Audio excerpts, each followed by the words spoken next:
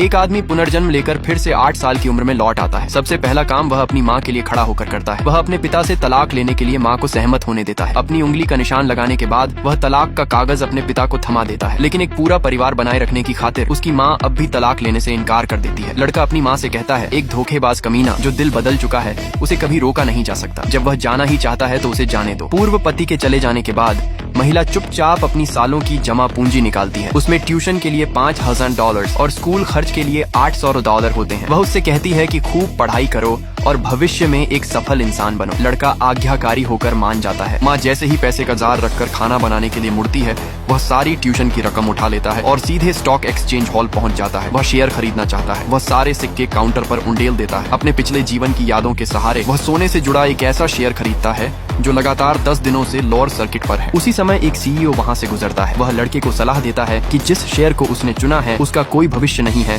और पैसे वापस लेकर घर चला जाए। लड़का कहता है, विदेश में युद्ध होने वाला है, यह शेयर जरूर ऊपर जाएगा। सहायक बताता है कि यह व्यक्ति लू ग्रुप का सीईओ है। सीईओ जवाब देता है कि अंतर्राष्ट्रीय सोने की कीमतें पहले ही लगातार 10 दिनों से गिर रही हैं और अंतर्राष्ट्रीय गठबंधनों के नियंत्रण में कोई युद्ध नहीं होगा। अगर लड़का सच में शेयर खरीदना चाहता है तो वह उसे एक अच्छा शेयर सुझा सकता है, लेकिन दूसरी जिंदगी जी चुका लड़का जानता था कि यह शेयर एक अच्छा निवेश है। वह सामने खड़े आदमी को देखता है। उसका स्वभाव ठीक लगता है और वह लंबा, सुंदर और आकर्षक भी है। लड़का कहता है कि यह शेयर सिर्फ ऊपर नहीं जाएगा बल्कि लगातार 10 दिनों तक चढ़ेगा। अगर विश्वास नहीं है तो शर्त लगा लेते हैं। सीईओ पूछता है कि शर्त क्या होगी। लड़का कहता है, अगर यह शेयर ऊपर गया तो आपको मेरी माँ से शादी करनी होगी। आदमी तुरंत मान जाता है। अगर लड़का हार गया तो वह कभी भी अपने माता पिता के पैसों से शेयर नहीं खरीदेगा। उसी समय उसका कमीना पिता और वह महिला भी वहाँ पहुँच जाते हैं और माँ बेटे का मजाक उड़ाने लगते हैं। लड़का उनकी चाल में साथ देता है और उनसे भी एक और शर्त लगा लेता है। 3 मिनट बाद अगर शेयर ऊपर गया तो उन्हें सबके सामने घुटनों पर बैठकर माफी मांगनी होगी। उलटी गिनती शुरू होती है, लेकिन शेयर की कीमत लगातार गिरती रहती है। उसकी माँ पैसे के लिए दुखी हो जाती है और नहीं चाहती कि उसका बेटा अपमानित हो, इसलिए वह खुद घुटनों पर बैठकर